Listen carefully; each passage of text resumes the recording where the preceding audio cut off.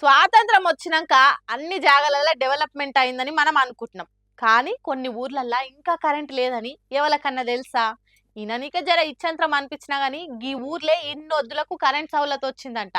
తెలుసా? ఆ సంబరం చూడుర్రి, ఆ ఆనందం చూడుర్రి. కోయ భాషల పాటలు పెట్టుకొని దింసా డాన్సులు వేస్తున్నారు. ఊరుకు కరెంట్ వచ్చుడు, వీళ్ళ గుడిసెలల్లా విద్యుత్ బల్బులు ఎలుగుడు పెద్ద పండుగ అన్నట్టు మురిసిపోతున్నారు. ఈ ఆదివాసీ అడవి బిడ్డలకు ఇన్నొద్దులు ఆయిల్ దీపాలే కరెంటు లైట్లు, కొరకాసు మంటలే వీళ్లకు డూమ్ లైట్లు, వీధి దీపాలు.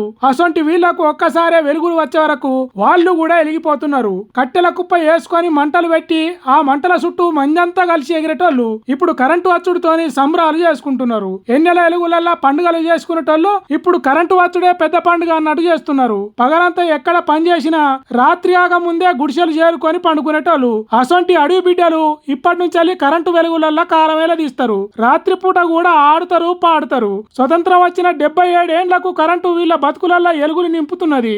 ఆంధ్రప్రదేశ్ ఉన్న అనకాపల్లి జిల్లా రోలుకుంట మండలం ఆర్ల పంచాయతీ పరిధిలో చిన్న గూడెం ఇది. 3 కుటుంబాలు 26 మందే ఉంటారట. ఇక్కడ తక్కువ మంది ఉన్నారని ఏ రాజకీయ లీడర్ పట్టించుకోలేదో, లేకుంటే కొండలు గుట్టల నడుమ వీళ్ళ ఊరు ఉన్నదో తెలియదు గాని లైట్ల వెలుగులు చూసేదానికి 77 ఏళ్ళు పట్టిందన్నట్టు. సెల్లు ఫోన్లలోనే ప్రపంచాన్ని చూసే రోజులల్లా ఇప్పుడిప్పుడే కరెంట్ వచ్చుడంటే ఇచ్చత్రం అనిపిస్తున్నాయి కదా.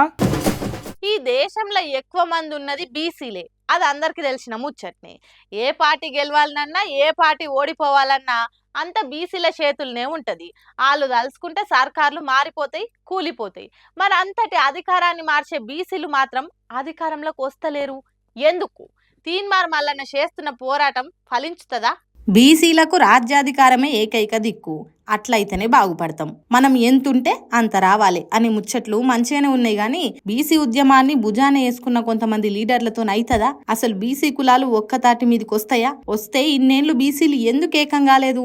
ఎందుకంటే బీసీ కులాలల్లా మనమంతా ఒక్కటే అనేది లేదు. వెనకటి నుంచి చేతి వృత్తులు చేసేటోళ్లను ఒకలంటే ఇంకొకళ్ళకు వడకుంటా విడగొట్టిండ్రు. అది ఇన్నేళ్లు గడిచినా మేమే ఎక్కువ మీరు తక్కువ అనేది ఓలేదు. సాకలోళ్ళు పోటీ చేస్తే మంగళోళ్ళు ఓట్లేయ్యరు, కుమ్మరోళ్ళు పోటీ చేస్తే కమ్మరోళ్ళు ఓట్లేయ్యరు. కాబట్టి ముందుగాల బీసీలలో ఉన్న భేదం పోవాలి, మనమంతా ఒక్కటే అనేది రావాలి. అందుకోసం ఏం చేయాలనో బీసీ లీడర్లు ఆలోచన చేయాలి. అప్పటిదాకా పెద్ద కులపోళ్లను ఎంత తిట్టినా ఏం లాభం ఉండదు. వాళ్ళని తిడితేనే బీసీలు ఏకం గారు, వాళ్ళని తిడితేనే ఓట్లయ్యరు. మనమంతా ఒక్క తల్లి పిల్లలమే అనే భావం రావాలి. ఇన్నేళ్లు విడిపోయి చెడిపోయినాం, ఇంకా ఇట్లనే ఉంటే బాగుపడం అనేది ప్రతి ఒక్క బీసీ అనుకోవాలి. అప్పుడు మాత్రమే అనుకున్నది చేయొచ్చు. కాబట్టి రాజ్యాధికారం తర్వాత గాని ముందుగాల బీసీలను ఏకం చేస్తే మంచిది అని అంటున్నారు కొంతమంది బీసీలు. ఇంత పెద్ద ఎత్తున బీసీ మీటింగ్లు పెట్టిన తీన్మార్ మల్లన్న గాని ఇంకే బీసీ లీడర్ అయినా గాని పెద్ద కులపోలే నడిపిస్తున్న పార్టీలల్లుండి బీసీ ఉద్యమాలు నడిపితే ఆ వాదానికి బలం ఉండదు. కాబట్టి బీసీలే ఓ పార్టీ పెట్టుకుంటే మంచిగుంటదని అంటున్నారు